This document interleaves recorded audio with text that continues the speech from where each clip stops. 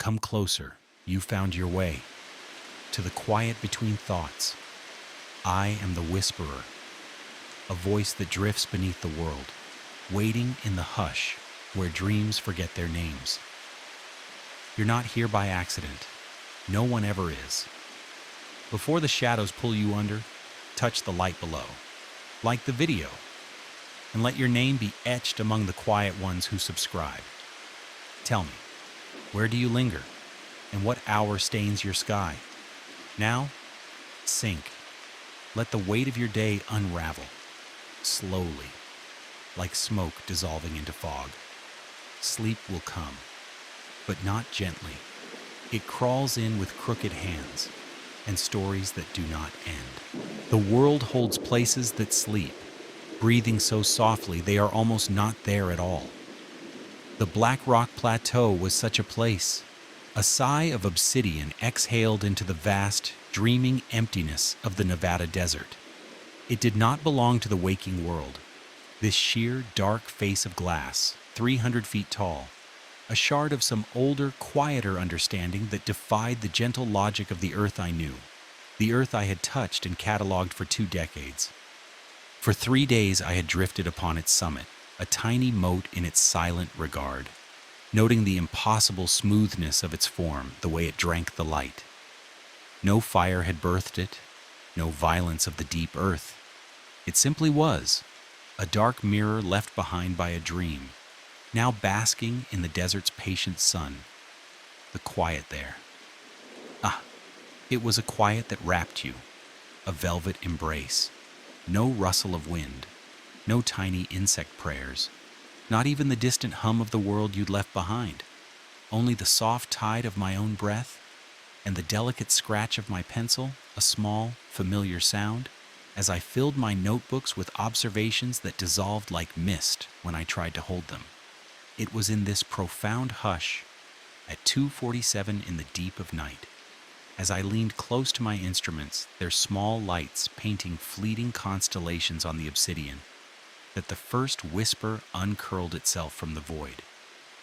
It was not my title, not the name the world knew me by, not even the shortened sound my friends would use. No, this was the name that slept in sealed envelopes and forgotten ledgers, the one I had taught my own tongue to forget.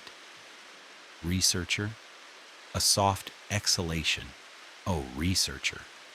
The voice, if such a breath could be called a voice, was melody, a woman's tone, shaded with an accent that slipped through my understanding like water. It seemed to drift up from the immense darkness that cradled the plateau's edge, a tendril of sound drawn from hundreds of feet of empty, listening air. My fingers stilled upon the cool metal of my spectrometer. The tiny hairs on my nape rose, not in alarm, but in quiet attention, as if listening to a song they almost remembered. I told myself it was the desert dreaming aloud, the way wind might murmur through hidden hollows. Acoustics, I thought, the way sound can be cradled and reshaped by the sleeping land. I'd read the quiet theories. But the desert night was utterly still, not a breath to stir the sparse, sleeping grasses far below. Researcher. There it was again, a little nearer now, as if the speaker had breathed themselves partway up through the solid, dreaming stone. A tiny bird seemed to flutter in my chest, its wings brushing against my ribs, making my own breath catch. A delicate dew of perspiration cooled my forehead, though the night air was soft and chilled. I rose, a slow unfurling, my limbs feeling distant, as if moving through water. The small lantern at my camp cast a gentle, hesitant circle of light, and beyond it lay a boundless ocean of dark, a soft, swallowing abyss. The plateau's edge was perhaps 50 feet from me, an unseen line where the starlight ended and the deeper blackness began. A small, rational voice, a distant echo from the waking world, urged me to remain within my small haven of light, to wait for the gentle reassurance of dawn. But 20 years of patient listening to the earth, of seeking its hidden narratives, whispered a different counsel. Every sigh, every murmur held a meaning. I took up my flashlight, its beam a more insistent question, and began to drift towards that unseen edge. Each step was hushed, absorbed by the obsidian, as if I walked on a surface of pressed night. My breath was a shallow rhythm, my mouth as dry as the ancient desert dust. The light swept before me, a pale brushstroke on the dark canvas, revealing only the sleek, unending obsidian and the soft emptiness beyond. Far, far below, the desert floor lay in profound shadow, the occasional Joshua tree a silhouette of patient prayer. "Researcher, come down to us." The whisper was directly beneath me now, a soft invitation from the chasm. I leaned, a slow arc, the flashlight's gaze searching the sheer, dark wall. The obsidian was like cooled, black honey, offering no purchase, no secret ledge where a form might rest. And yet, the voice. It breathed from there, from the very heart of the stone. My hands, those old, familiar companions, trembled as I narrowed the beam, coaxing it to pierce deeper into the waiting dark. And there, it found something. A subtle change in the stone's dark reverie, some 30 feet below.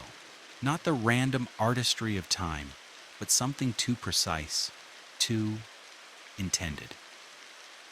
I lay upon the obsidian, its coolness seeping into me, and inched forward until my head was cradled by the empty air beyond the edge. The vast drop hummed a dizzying lullaby in my inner ear, a song of falling 300 feet into the soft, waiting dark.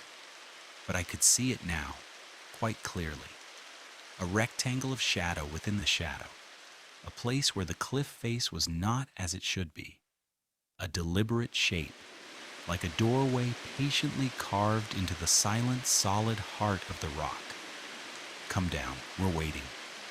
The whisper seemed to be exhaled from that very opening, a breath from an impossible lung. My thoughts, usually such orderly things, began to drift and weave, trying to understand this quiet impossibility. Obsidian does not dream of caves like this. The earth does not birth such perfect geometric size. And even if it did, how could any gentle presence be there upon that sheer, unclimbable face? I drew back from the precipice, the blood in my ears a soft, thundering drum. My camp, my small tools, my neatly folded sleeping bag, they seemed such fragile, transient things, thin veils against the patient immensity that had just whispered my name. The darkness beyond my lantern's soft glow felt aware, watching perhaps, waiting certainly. Sleep was a distant country I could not reach. The hours until dawn were a slow, walking meditation, my light a constant, sweeping prayer around the edges of my small awareness. The voices had fallen silent, but their absence was a heavier presence, a quiet that pressed like deep water, a stillness so profound it yearned for a sound to break its perfect surface.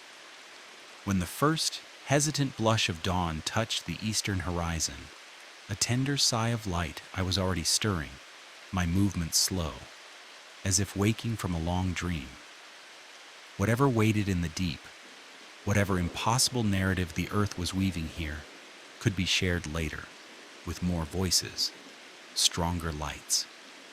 But as I folded my sleeping bag, a soft, silken thing, a faint glimmer on the obsidian caught my eye, far across the plateau's expanse, perhaps 200 yards away, near its quiet center. The growing pool began to shimmer with its own soft light, a cool, breathless luminescence, like the glow of things that dream in the deepest, sunless waters. It made my skin feel cold.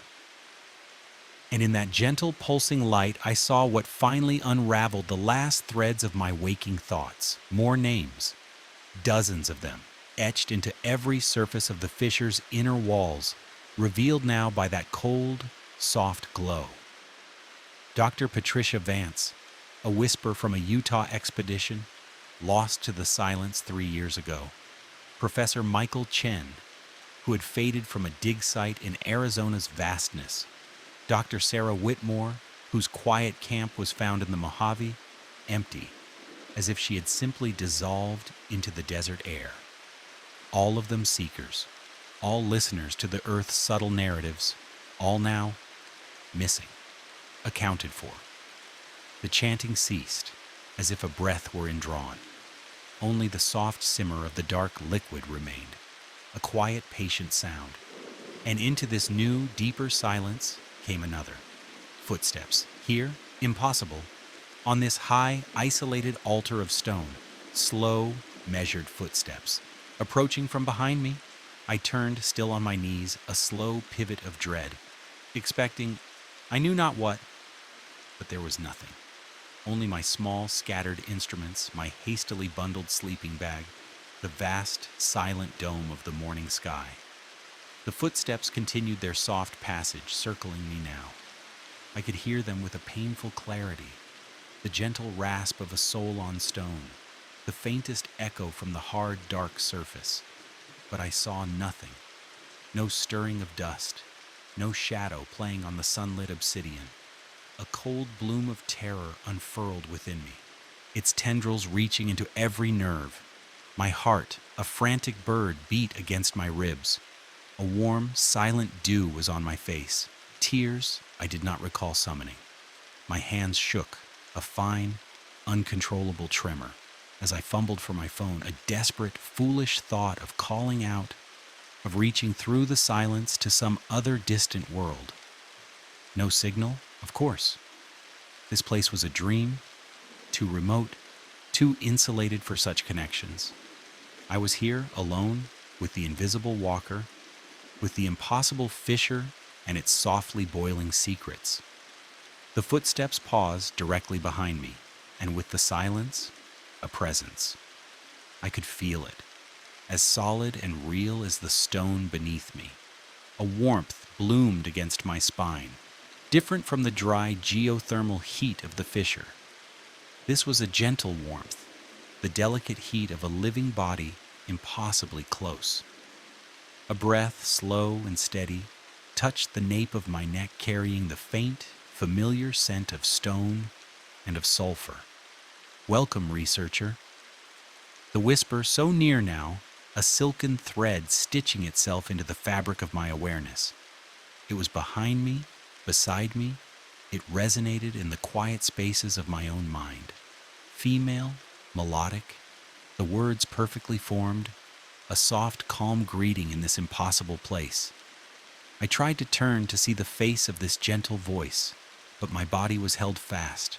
Every muscle a cord of ice, every nerve a silent, screaming thing. We've been waiting for you. Your place has been prepared. My gaze was drawn, as if by a soft, invisible hand, down into the fissure. The dark liquid was rising, filling the delicate channels that cradled my name. The cold, phosphorescent glow pulsed, a slow, steady rhythm, like a sleeping heart. And in its cadence, I felt my own blood freeze, then thaw, then fall into synchrony. My own heartbeat, a perfect echo of the light, a shared deep pulse with the dreaming stone. The earth keeps its secrets, Jacob, the whisper continued, a soft truth, an ancient confidence, but it also keeps its guardians, and every guardian needs their researcher. A slow, cold dawn of comprehension broke within me, illuminating the terrible, elegant design. The lost ones, their names now whispered by the stone, the plateau itself, a silent, patient anomaly. This was not a random fold in the earth's skin. It was a point of convergence, a gently laid snare, baited with mystery for those like me. Those who spend their lives listening too closely to the earth's quiet dreams. You can try to awaken, if you wish, the whisper sighed, a sound tinged with an ancient weariness. They all did. But the stone remembers every dream, Jacob, every footstep, every breath, every murmur of a seeking heart. You are already woven into its sleep. I looked down at my hands, still pressed against the obsidian. Where they rested, the stone had yielded like warm wax, its surface softened, not by heat, but by a kind of welcome. My palms had left impressions, indentations that deepened even as I watched, my hands sinking, slowly, gently, into what should have been unyielding rock. The last fragile structures of my everyday mind dissolved, like mist in a silent, patient dawn.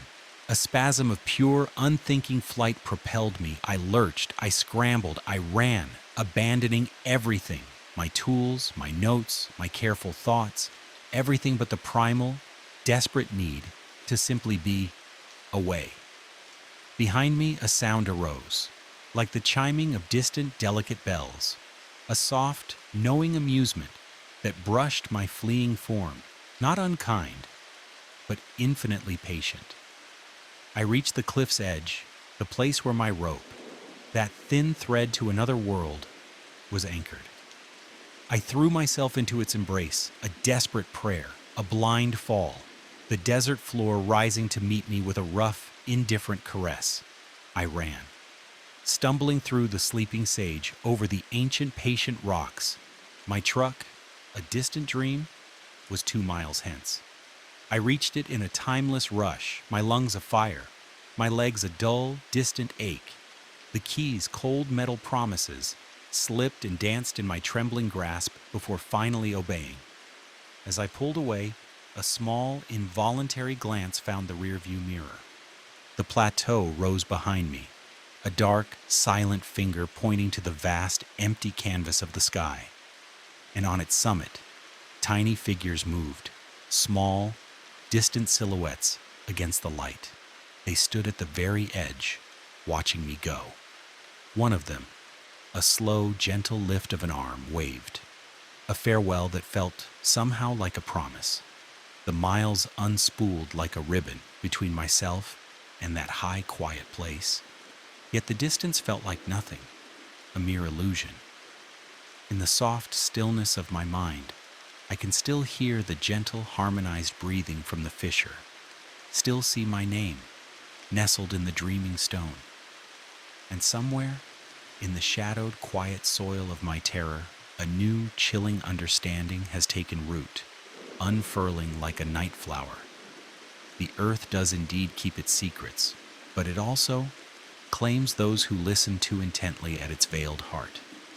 I have been marked by its soft, deep gaze, and I know with a certainty as solid as obsidian, as pervasive as sulfurous air, that one day I will return. Not by any choice that I would call my own, but drawn by a silent, irresistible summons that will sing in my bones, a whisper in my blood, pulling me back, because the stone remembers everything, and it never, ever lets go. Story 2. The lights above me buzzed like dying insects, pale, greenish, flickering in rhythms that felt wrong, like a pulse on the verge of failure. This was the lowest corridor of St. Mary's General, the underbelly, where forgotten things were scrubbed clean and sealed away. The air tasted faintly of bleach and rust. It was 3:17 a.m. There's a silence that only belongs to places like this at hours like these. Not true silence, no, but a hollow stillness, as if the walls are holding their breath. And I had come to know it well. 6 months on graveyard shifts and laundry, since everything in my life above ground crumbled away. Divorce, debt, nights alone with ghostly linens and machines that breathed louder than I did. The basement was always left to shadows after midnight. Just me. And the low thrum of vents moving stale air through concrete arteries. Most nights I vanished into repetition.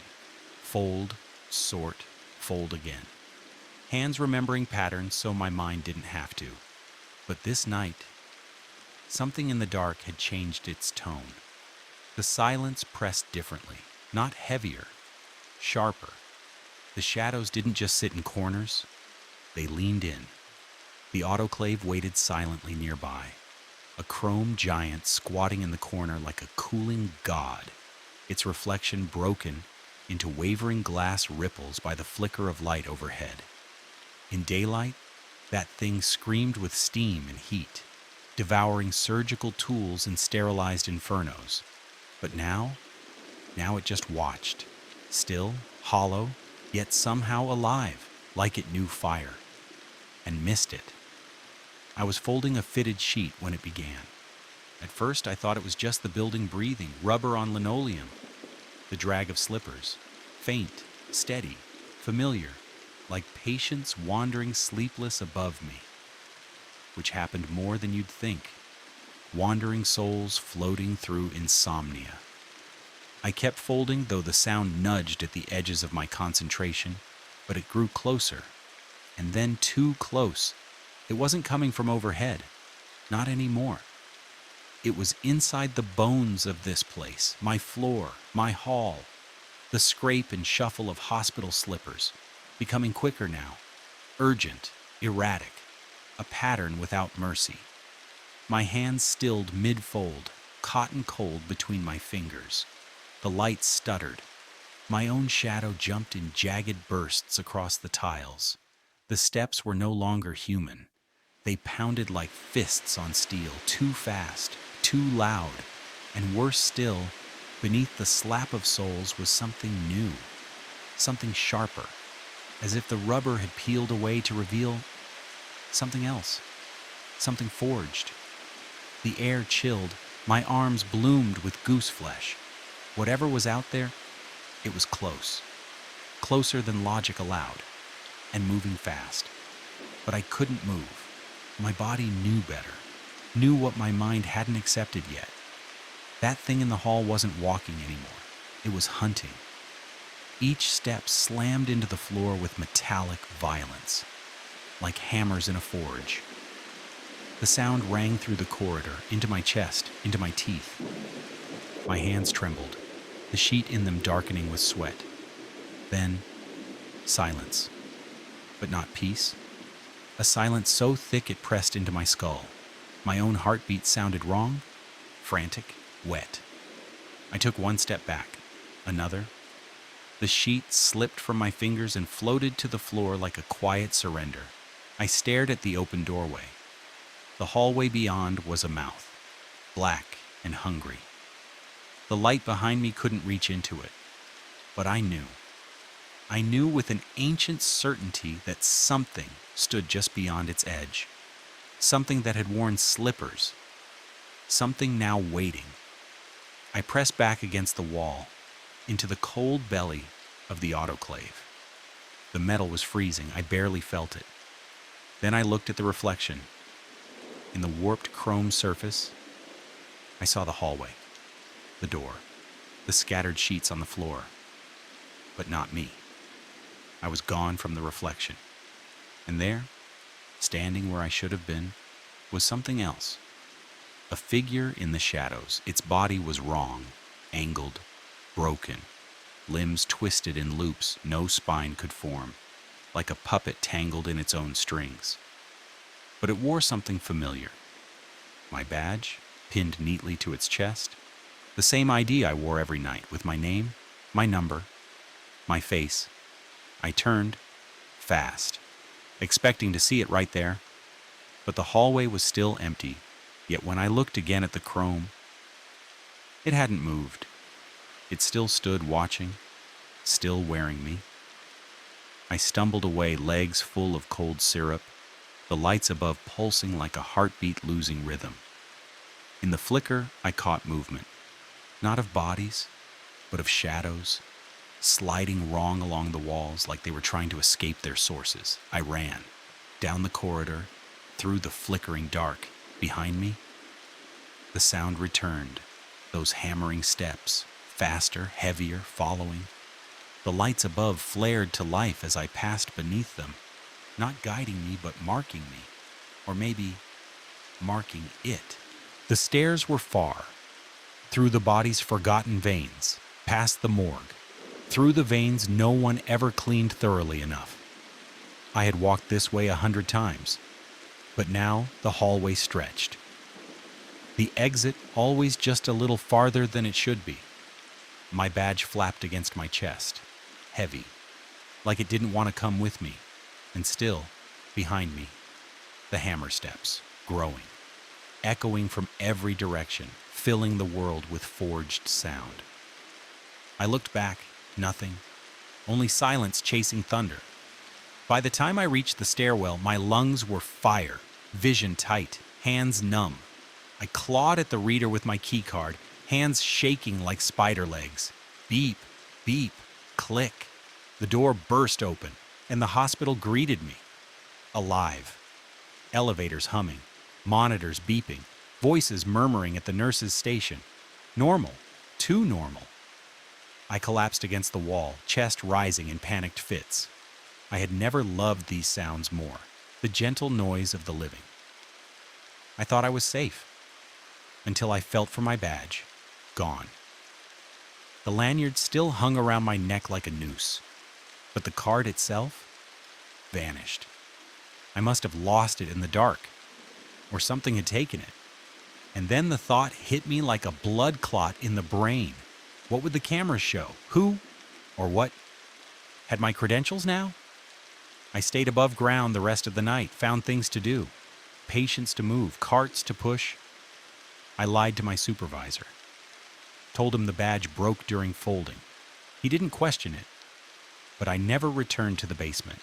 Not once. No matter what they asked, no matter what they threatened.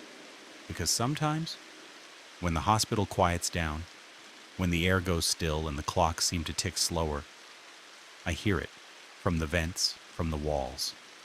That metallic rhythm, that new kind of footstep. Not flesh, not rubber, but forged, reforged. And I know something still walks down there, wearing my name, moving through a place where living things don't belong, doing a job no soul should do. They found the badge eventually, maintenance weeks later. It was pinned to the autoclave, at eye level, like a photo on a grave, melted around the edges, warped by heat. But my face was still visible, only my eyes. They were looking somewhere else, somewhere I had never seen, and on my face, a small expression, one I had never worn, not in waking life, recognition, as if in that frozen moment, I had seen something final. I still have that badge. I keep it in a drawer. I never wear it. But on nights when sleep won't come, when the skin of the world feels thin and stretched and translucent, I take it out. And I wonder if what I saw in that chrome was only a reflection, or if some part of me still walks down there. Forever. Story 3. My name was Marcus. And 3 weeks ago, I believed I had stumbled into a quiet slice of heaven. Jake, my old friend from college, had offered me his family's abandoned farm, a lonely inheritance left to slumber for the summer. It sat alone, 40 miles beyond the edge of town, surrounded by a sea of corn that breathed and rustled like an old congregation murmuring secrets to the dusk. Jake told me his grandfather had worked that land with devotion until winter stole his final breath. Now the house stood watchful and undecided, waiting for someone to keep it company while the family made up its mind. The house welcomed me like an old sigh, simple, tired. Its wooden bones groaned with the wind.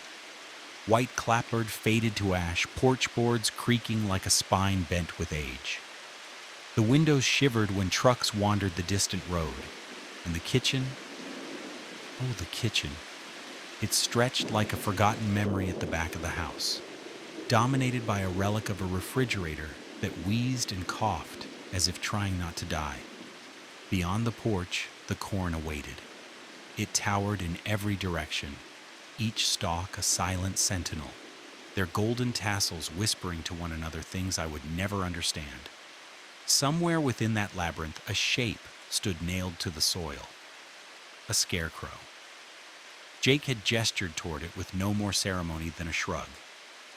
"There he is," he'd said. "Granddad's scarecrow." But even beneath the bright cruelty of the summer sun, it unsettled me. Not with what it was, but what it wasn't. It wasn't just a doll of straw and rags. It was watching, waiting. Its face was swaddled in jaundiced cloth, stained by time and rain. Its body was packed with brittle straw, leaking from slits in old overalls faded nearly to blue-gray. Wooden arms stretched upward in surrender or agony. That first night, I didn't think much of it. I melted into the couch with a beer and a blanket of sleep, old movies flickering across my laptop like a lullaby. Out here, the silence was absolute. So deep, it felt like I was being wrapped in wool. Sleep came easy, too easy. But when morning arrived, something else had arrived with it. I shuffled to the kitchen in my boxers, chasing coffee like a lifeline, when I noticed them. Footprints, wet, thick, made of blackened soil and rotting green strands. The kind of earth that belongs nowhere near a clean floor. They led from the back door to the refrigerator like a path laid by something slow and deliberate. The shape of them was human, yes, but warped, too narrow, too long. Each toe dug deeper than it should have, like fingers grasping for purchase. Jake? Maybe he'd stopped by. I called him. His voice was distant, layered in confusion. He was 3 states away, visiting family. When I mentioned the tracks, he chuckled, uncertain. "Maybe you sleepwalked, but I know my own feet, and these weren't mine." I spent hours scrubbing the floor until bleach burned the insides of my nose and my knees throbbed. But no amount of cleanliness could erase the feeling that while I'd slept in ignorant peace, something had walked among the walls. Night 2. It began again. A sound. The refrigerator door ajar. Its pale interior spilled cold light onto the tiles like a ghost showing me the way. I crept forward, barefoot on freezing linoleum, each step a prayer. The fridge now hummed louder than before, like it was struggling to catch its breath. Inside, resting on a shelf beside milk and leftover pizza, I found them. Corn kernels, dozens. Some still in pieces of husk, others wet, raw, glinting. I hadn't seen them before I went to bed. I was sure of that.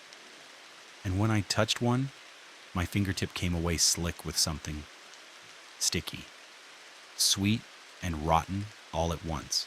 I didn't sleep that night. Instead, I walked, room to room, checking locks, peering through curtains, doors untouched, windows unbroken. No cracks, no scratches, no entry, and yet, every night it returned, kernels on countertops, on the floor, laid out like offerings to a god that doesn't answer. So I began watching. From the kitchen, I stared into the night, out past the back window toward the field, toward it. There it stood, the scarecrow. Jake had pointed it out on day 1, 100 yards from the house. In sunlight, it had seemed no more than a fixture, a piece of costume left to rot. But at night, on the 4th evening, I saw it stir. At first, a tilt of the head, a change in posture. Nothing definitive, but I leaned against the glass, holding my breath, eyes straining. And then, it stepped forward, 3 feet, effortless, fluid, like a shadow swimming across the surface of the world. The panic came sudden, choking. My lungs seized, throat locked. I stumbled for the flashlight Jake had left me, fumbling it twice before turning it on. The beam cut through corn, but the scarecrow was gone. I collapsed, sliding to the floor with the flashlight clutched to my chest, as if light itself could shield me. My mind insisted I was unraveling, but the rest of me, my nerves, my blood, knew the truth. Something had noticed me. From that night on, I didn't sleep. The scarecrow stood still during the day, but each sunrise brought new signs. More footprints, more kernels, and then sprouts. Tiny green tongues pierced the kitchen grout, small and reaching.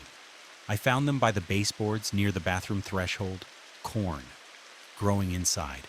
There was no soil, no sunlight, but they grew, fast. By the next day, they doubled in number. I tore them out, sprayed, scrubbed, blocked entry points with steel wool and caulking. But they came again, elsewhere, every time. The house had become a garden, and I, a prisoner. I began to speak aloud, just to hear my own voice. Every moment blurred into the next. I couldn't leave. Not yet. Something was trying to tell me something. Then came the 10th night. The truth arrived with the moon. I sat in darkness, watching through a crack in the curtain. Outside, the moon hung yellow and fat, pouring sickly light onto the field. And from within the maze, it came. No longer shambling, it moved with purpose, a ritual step. Its face, always turned toward the house, remained hidden beneath yellowed wraps. But I felt it watching me. Its gaze pressed against my chest like a hand through the glass. I reached for the flashlight, then stopped. It wanted me to see it. It came to the porch, climbed the steps. Each step made the boards creak beneath my feet, a sound more ancient than the house itself. I bit down on my knuckle to keep from screaming. Blood bloomed on my tongue. Then it stopped, just outside the window. I was no more than 3 feet away. Up close, it was worse. The cloth was stained with black, with brown, old fluids or mud or decay. Straw jutted through torn seams, but beneath those layers, I saw them.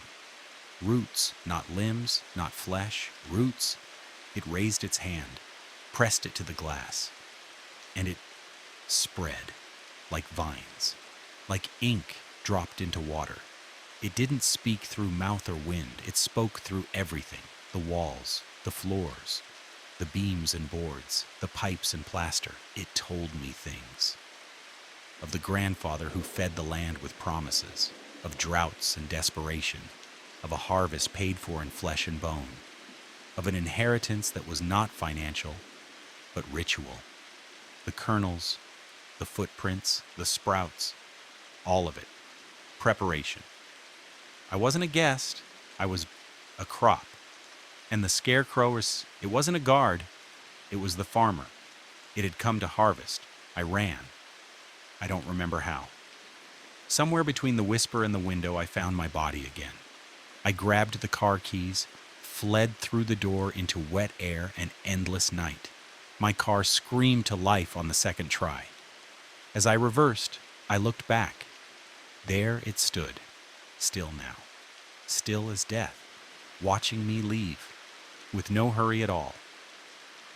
I drove until dawn bled into sky. Now I sit in a plastic booth at a truck stop, scribbling these words with a borrowed pen onto napkins, trying to remember how normal ever felt. I've called Jake 3 times, no answer, straight to voicemail. Was Jake ever real, or was he part of the setup? The bait on the hook? All I know is this: somewhere, out there, 40 miles behind me, a house waits, seeds are sprouting, and in the corn, where shadows root deep and sun cannot reach, the scarecrow stands still, but not for long. It waits for the next visitor. Someone too tired to ask questions. Someone willing to housey sit and dream. Story 4. The overhead lights of Sunset Manor's east wing hummed a low, persistent dirge, like the last breath of 1,000 trapped moths. Their sickly, pale glow cast shadows that stretched and shivered across the tired, yellowed linoleum. A floor that had known too many hesitant footsteps, too many silent burdens. And the scent, it met you like a soft, unwelcome hand at the door. A layered breath of chemical cleansing, the faint, sharp tang of old urine. And beneath it all, something else. something that whispered of damp soil, of earth that had been turned over in the deep of night, holding its secrets close. 3 months I had drifted through these halls, a phantom in my own right, and still that undercurrent in the air, like freshly opened earth, would make a quiet knot form in my stomach each time I passed through those sighing double doors. My name is Marcus. I am a keeper of the graveyard hours in this place that once wore a brighter name, a place the city spoke of with a gentle respect. Once, now it is a repository for fading lights, a quiet final haven for those whose families can no longer navigate the shadowed pathways of their unraveling minds. The souls who have wandered too far from familiar shores, whose thoughts have become like whispered conversations with unseen companions, they find their way here. The quiet wage is fair, for one such as I, with a past as indistinct as the twilight, and the deep night it offers a certain solace, a reprieve from the watching eyes of day. But the darkness here, it breathes.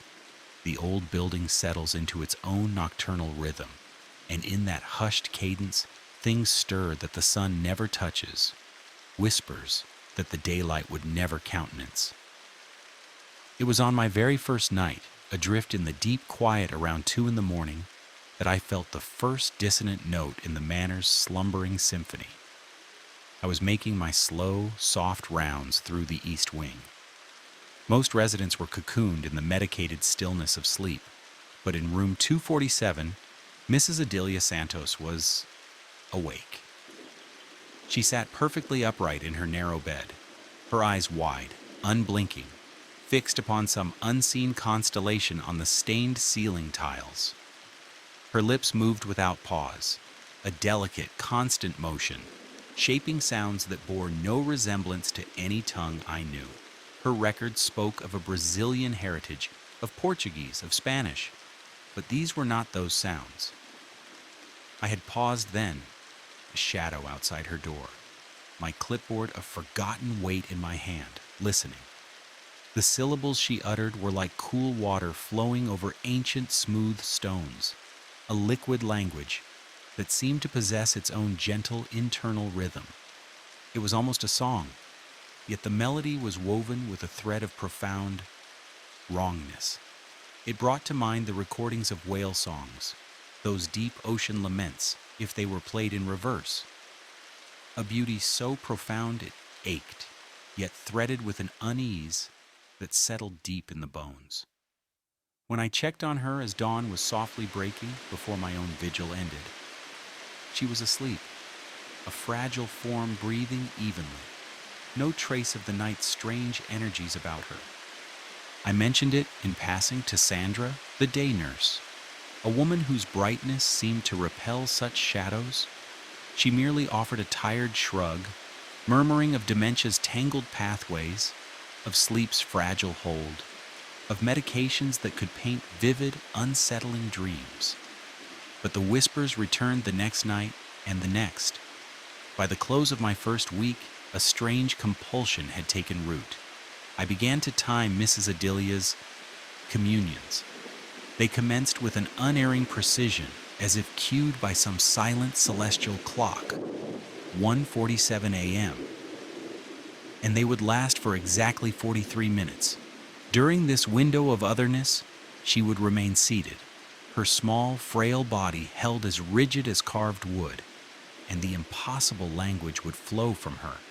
Her voice, usually a thin, papery rasp, would gain a resonance, a strength that seemed to belong to a larger, younger vessel.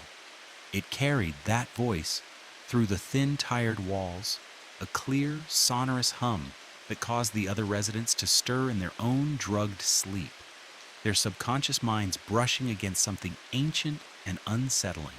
I began to avoid her room during those times, telling myself it was a gesture of respect for her privacy, a way to let her dream her strange dreams undisturbed. But the truth, a small, shameful whisper in my own heart, was simpler. The sound of her voice. It made the fine hairs on my arms lift. It drew a cold dew to my skin. Some old, primal part of my brain, something that slept beneath the layers of reason, recognized a quiet, potent danger in those flowing, alien syllables. Though my conscious mind could find no anchor for the fear, the manor itself seemed to listen, to respond to Mrs. Adelia's midnight intonations.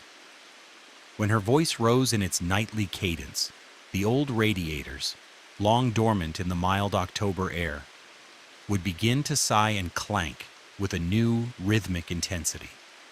The fluorescent tubes overhead would flicker with a more agitated pulse, and often, in the profound stillness, I would hear what sounded like the soft fall of footsteps in the empty corridors, though I knew I was the only soul stirring in that wing, the only guardian of those sleeping forms. One night, perhaps 3 weeks into my tenure in this hushed world, I was completing my rounds, the soft squeak of my cart a familiar sound in the deep silence. I heard Mrs. Adelia's voice begin its nightly song. But this time it was different. The usual melodic, rhythmic flow was absent, replaced by a timbre of urgency, a near desperate quality that pulled at the air. Her voice rose and fell in strange, sharp cadences that made my teeth ache with a sympathetic vibration, and I found my feet carrying me towards her room before any conscious thought had formed. The hallway leading to 247 seemed to stretch, to lengthen before me like a dark, soft tunnel. The lights above pulsed more erratically with each step I took, their flickering dance creating a stroboscopic illusion that made the peeling paint on the ancient walls seem to writhe, to breathe. A low, insistent drum beat in my ears, my own heart, and I could feel a fine mist of perspiration gathering at my hairline, despite the constant deep chill that always resided within the manor's bones. When I reached her doorway, I paused. Mrs. Adelia was no longer seated. She was standing beside her bed, her back a frail silhouette against the dark oblong of the window, which looked out onto the manor's untamed, overgrown garden. Her thin hospital gown hung like a loose shroud on her skeletal frame, and her white hair, usually contained in a neat, precise bun, now fell in wild, silvered strands around her shoulders. The sounds that emanated from her throat had shifted again. They were lower now, a guttural resonance that seemed to well up from a place far deeper than her fragile vocal cords should have been able to reach. The very air in the room felt dense, viscous almost, as if the darkness itself had thickened, making each breath a conscious, heavy effort. I should have retreated. Every fiber of my being, every learned instinct for self-preservation, was a silent scream urging me to turn, to melt back into the relative safety of the nurse's station, to wait for the comforting illusion of dawn. Instead, I stepped into the room. The instant my foot crossed the unseen threshold, Mrs. Adelia's voice ceased. The silence that descended was a physical weight, more terrifying, more absolute than the strange chanting had ever been. She remained utterly still, her back to me, for a span of time that felt like a held breath, like hours compressed into heartbeats, though it was likely only seconds. Then, with a movement that was unnervingly slow, unnervingly fluid, she turned to face me. Her eyes were voids, not merely the pupils dilated in the dim light. The entire visible sphere of each eye was a solid, unbroken black, a reflective, obsidian darkness that seemed to drink the flickering light from the hallway, to absorb it into an infinite, internal night. When her gaze met mine, I felt something cold, something utterly alien, brush against the delicate fabric of my thoughts, like fingers of ice water tracing a path inside my skull. My mouth became instantly dry, a desert in my throat.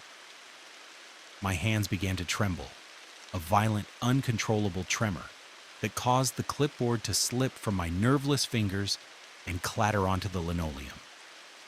The sound was a deafening crack, in the suffocating stillness of the room.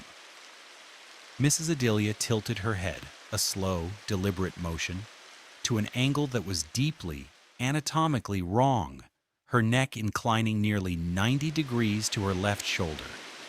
And then she began to move towards me.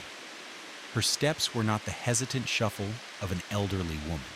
They were fluid, sinuous, imbued with a predatory grace that I had never witnessed in her before. Each soft footfall seemed to resonate through the old floorboards, and I could swear I felt the vibrations travel up through the soles of my shoes, into my legs, into my very bones. I wanted to run. Oh, how I wanted to run. Every cell, every atom of my being shrieked for flight, but my legs were pillars of ice, rooted to the spot, refusing to obey the frantic commands of my mind. I stood frozen, a statue carved from fear, as she glided closer, watching those impossible black eyes grow larger, deeper, as the space between us diminished. My breathing was a series of shallow, ragged gasps, and I could taste the sharp, metallic tang of copper in my mouth, the taste of my own blood, where I had bitten my tongue without realizing it. When she was close enough that I could feel the unnatural, penetrating coldness that radiated from her skin, a chill that had nothing to do with the manor's ambient temperature. Mrs. Adelia reached out. Her right hand, those fingers I had seen as fragile, brittle things like dried twigs, closed around my wrist. They clamped down with a force that was crushing, inhuman. I could feel the small bones in my wrist grinding against each other, a sickening, internal friction, and a sound escaped my throat. A choked, broken thing, part gasp, part whimper. The moment her skin touched mine, the room around us began to dissolve. The familiar faded beige of the walls started to darken, not as if shadows were falling upon them, but as if a deeper, older color was seeping through the paint itself, like a stain spreading from within. This darkness pulsed outwards from where we stood. A slow, creeping tide of ink spilled across the surfaces of the room. But it was the floor beneath our feet that truly birthed a new, deeper terror. The old hardwood, usually quiet beneath its layer of grime and polish, began to emit sounds I had never heard a floor make. Deep, resonant groans, as if the very timbers were in agony, sounds that seemed to rise from the building's ancient, hidden core. The boards started to warp, to buckle under an unseen pressure, and then I saw them. Long, deep gouges, appearing in the wood around us as if an invisible hand were carving them. They were like claw marks, savage and deep.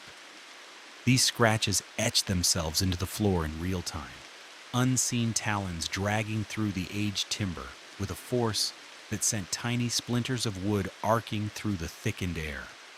The gouges formed a perfect, unbroken circle around Mrs. Adelia and me. Each mark was precisely spaced, each one uniformly, terrifyingly deep. The sound of wood being rent and torn filled the room, a raw, rasping symphony that combined with Mrs. Adelia's resumed chanting, for she had begun to chant again that low, guttural rumble, to create an orchestra of profound wrongness, a vibration that resonated through my entire body, shaking me with a primal, helpless terror. I tried to pull my wrist free from her grip, but she held me fast, her strength impossible, absolute. Her black, depthless eyes never left mine, and I could see something moving behind their polished surfaces. Shapes, hints of forms that suggested a vast, cold intelligence, but nothing of humanity, nothing of warmth.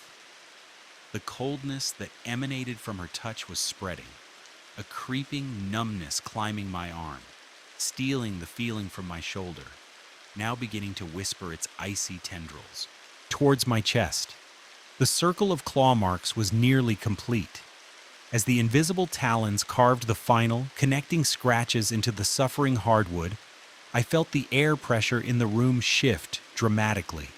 My ears popped with a sudden, painful intensity, and for a timeless moment, I could hear nothing at all.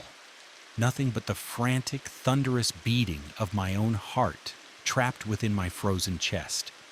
Then, Mrs. Adelia spoke. And for the first time since I had known her, for the first time in all those nights of whispered alien syllables, I understood the words. She told me things. Things about myself that no other soul on earth knew or could ever know. Secrets I had buried so deep they had become part of the bedrock of my being.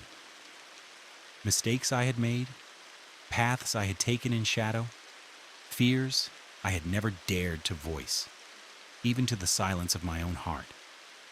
But she did not just know these things. She understood their weight, their meaning, the intricate, invisible threads that connected them to form the hidden pattern of my life.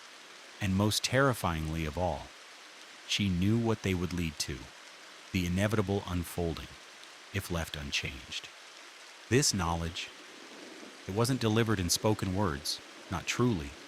It was downloaded, poured directly into my consciousness, a silent, irresistible flood, bypassing the fallible conduits of my ears entirely.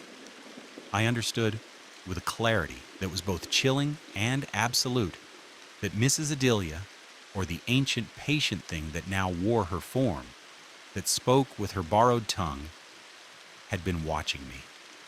Since the very first moment I had stepped into the hushed, waiting halls of Sunset Manor, it had been evaluating me, measuring my resonance, my worthiness, for something I could not yet grasp, some purpose that lay veiled in the encroaching, palpable darkness. As this impossible, unbearable revelation settled into my mind like a slow, corrosive acid, the deep scratches in the floor began to glow. A faint, greenish luminescence emanated from them, pulsing softly in rhythm with the silent words that still echoed in my mind. The words Mrs. Adelia had not spoken but had imparted, and I realized, with a fresh wave of cold dread, that the circle was not merely decorative, not a random marking. It was functional. It was a boundary, a marker, a carefully prepared trap. The cold from her touch had now fully invaded my chest. My breathing had become a shallow, laborious effort. Tiny, glittering ice crystals were forming on the skin of my arm where she held me, and I could see my own breath misting in the suddenly, unnaturally frigid air of the room, but the physical discomfort, the creeping, bone-deep chill, was as nothing compared to the mental and emotional assault I was enduring.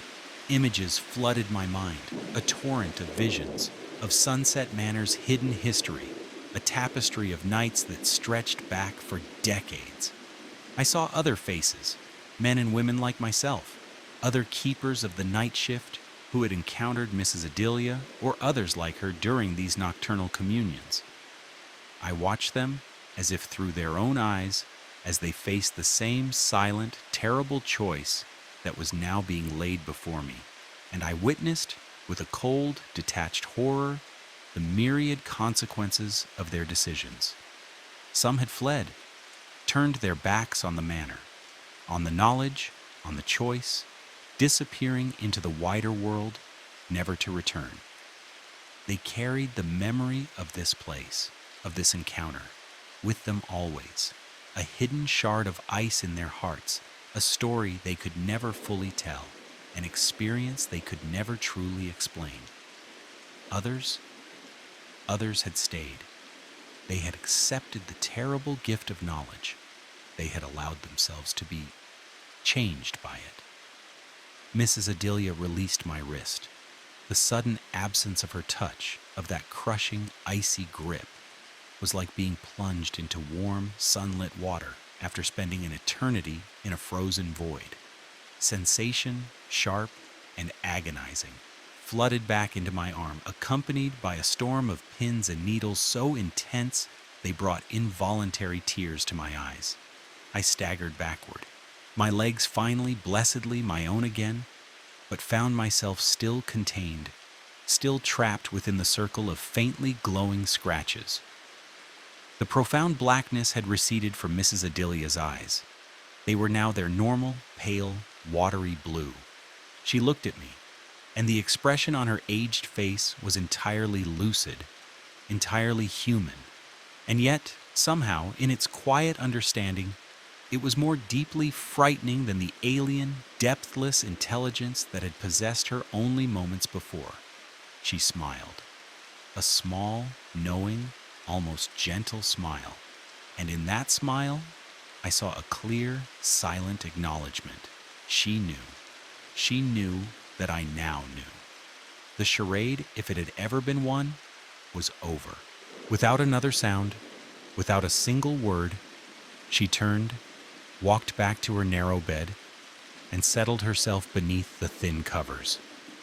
Within moments, she appeared to be sleeping peacefully, her breath a soft, even rhythm, just another elderly resident of Sunset Manor, lost in the innocent dreams of the aged. But I could feel her awareness. It was a palpable weight on my shoulders, a silent, constant pressure, a reminder that I was still being observed, still being evaluated, even in her apparent slumber. The scratches in the floor remained, though their eerie greenish glow had faded, leaving them as dark, deep wounds in the wood, barely perceptible in the dim light. In the harsh glare of daylight, I knew they would look like nothing more than ordinary wear and tear, the kind of damage one might expect in a building of this age. A building that had seen so much time, so much fading. But I would always know what they truly were. A mark, a sign, a silent, indelible warning. I completed my rounds that night in a state of numb, suspended shock. My hands trembled as I moved from room to room, checking on the other sleeping residents, recording their vital signs, dispensing their small, colorful pills of forgetting. Every shadow in every corner seemed to hide watching eyes. Every creak of the old building's settling bones sounded like a whispered threat, a soft, sibilant word I almost understood. When my shift finally ended at 7, when the first hesitant rays of the morning sun began to paint the sky outside, I walked to my car in a daze. The sunlight felt impossibly, painfully bright after the deep, resonant darkness of the night. The normal, everyday sounds of distant traffic, of bird song, seemed to emanate from another world, a world from which I was now irrevocably separated. I sat in the driver's seat for a long, long time, simply staring at the tired, familiar facade of Sunset Manor, trying to process what had transpired, trying to weave the threads of the impossible into the fabric of my reality. I could quit. I could drive away from this place, from its secrets, from its burdens, and never look back. Find another job, another town, another life. But I knew with a certainty that had settled deep within me that it wouldn't truly solve anything. The knowledge Mrs. Adelia had poured into my mind, that terrible, intimate understanding, couldn't be unlearned. And the choice she had presented, silent and stark, couldn't be avoided forever. That evening, I returned to work. Mrs. Adelia was waiting for me in the hallway, just outside room 247. She was fully dressed in simple, dark street clothes, and beside her on the floor sat a small, worn suitcase. She nodded at me, a polite, almost formal acknowledgement, as if we were old acquaintances meeting by chance in some ordinary place. She informed me in her usual, faint, raspy voice that her family was coming to collect her in the morning. Her stay at Sunset Manor, she said, was ending. But before she left, she had something for me. From the small suitcase, she withdrew a very old, worn leather journal. It was filled with handwritten notes, page after page of dense script, in dozens of different languages. Some of the scripts I vaguely recognized, others were utterly foreign, and a few seemed to be composed of symbols that shimmered at the edge of vision, symbols that hurt my eyes to look at directly. She pressed the book into my hands. It would, she said softly, help me to understand my new responsibilities. The journal was warm to the touch, unnaturally so, and I could swear I felt a faint, rhythmic pulse emanating from it, like a captive heartbeat against my palms. Mrs. Adelia then returned to her room, and I never saw her again. The next morning, I learned that no family had come for Mrs. Adelia Santos. According to the day staff, who spoke of it with a strange lack of concern, she had simply vanished sometime during the night. She had left behind only her neatly folded hospital gown and a room that smelled, ever so faintly, of freshly disturbed earth. Her official discharge papers, I later discovered, were in perfect order, signed by doctors who, when questioned, claimed to have no memory whatsoever of treating her, let alone signing her release. Her medical records, a new clean set, showed a stay of exactly 1 month, though I knew with an unshakable certainty that she had been a resident for at least 6 weeks before my own arrival. The journal remains in my possession. I have read portions of it, enough to begin to understand. Enough to know that Sunset Manor is not what it appears to be. Not merely a place of forgetting and fading. Some buildings, it seems, are more than simple structures of wood and stone. They are anchors. They are quiet, patient sentinels, holding certain things in place, things that might otherwise drift, untethered, into spaces where they do not belong. This facility, it requires a guardian, someone to monitor the boundaries, those thin, permeable places, someone to ensure that the crossing points remain stable, that the passages remain quiet, that someone, I now understand, is me. I still work the night shift. I still make my rounds, check on the sleeping forms, listen to their soft, even breaths. But my real work, my true purpose here, begins at 1:47 a.m.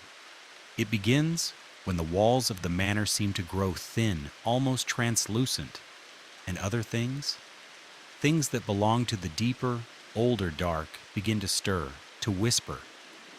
The journal has taught me what to watch for, what to listen for.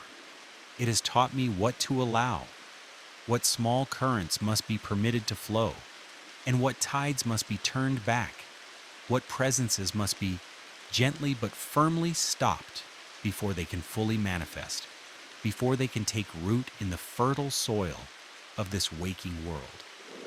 Mrs. Adelia wasn't the first resident to serve as a conduit, a temporary vessel, and the journal assures me in its silent, pulsing way that she will not be the last. They come and they go, these special patients, these dreaming gatekeepers, drawn to Sunset Manor by forces they rarely comprehend, by currents that flow beneath the surface of the everyday. Some, a very few, are aware of their role, of the part they play in this delicate, ongoing balance. Others are simply vessels, empty shells through which ancient, patient intelligences speak in the language of dreams, in the whispers of the deep night. My hands no longer shake when I hear those impossible, liquid languages echoing softly through the shadowed corridors. My heart rate remains a slow, steady drum when the shadows in a room move independently of their sources, when they stretch and flow with a life of their own. The cold, alien touch of otherworldly attention, that icy probe against the mind, has become almost familiar. As familiar, in its own strange way, as my own reflection in a darkened window pane. But sometimes, in the deepest, quietest hours, before the dawn, when the manor holds its breath and the world outside is a distant, sleeping dream, I wonder what I have become. The knowledge Mrs. Adelia gifted me, that terrible, beautiful, searing understanding, has grown inside me like a living, breathing thing. It has changed the very way I perceive reality. I see patterns now, subtle weavings in the fabric of the world that others miss, that they cannot see. I understand connections, resonances between things that should, by all rights, be separate and distinct. and I feel it always. The constant silent presence of the watchers, their gaze upon me from spaces that lie beyond the fragile boundaries of normal perception. The scratches in the floor of room 247 have long since been covered by new, sterile linoleum, but I know they are still there, slumbering beneath the surface, patient, waiting for the next guardian who will need their guidance, their warning. And when that time comes, when someone new arrives, drawn by those same unseen currents to take my place in this quiet, endless vigil, I will be ready.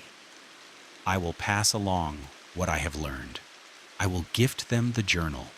Until then, I wait, and I watch, and I make sure that the things that speak through sleeping minds, the things that stir in the thin places, stay exactly where they belong, trapped, perhaps, between worlds. Contained, for now, within the crumbling, patient walls of Sunset Manor, held in check by the will, by the quiet endurance of those foolish, or perhaps courageous, enough to accept the strange, heavy burden of keeping them there. The fluorescent lights still hum their mournful, endless song overhead, casting their sickly, dancing shadows across the yellowed, weary linoleum. The faint, layered scent of disinfectant and damp, waiting earth still fills my nostrils with each soft, indrawn breath. But now I understand. These are not merely the signs of decay, of institutional neglect, of a place forgotten by the bright, busy world. They are symptoms.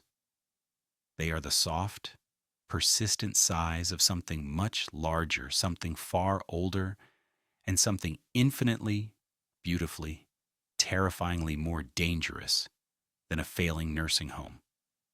And I, Marcus, am the only thing standing between that quiet, ancient something and the unsuspecting, slumbering world beyond these walls. A whisper, holding back a storm.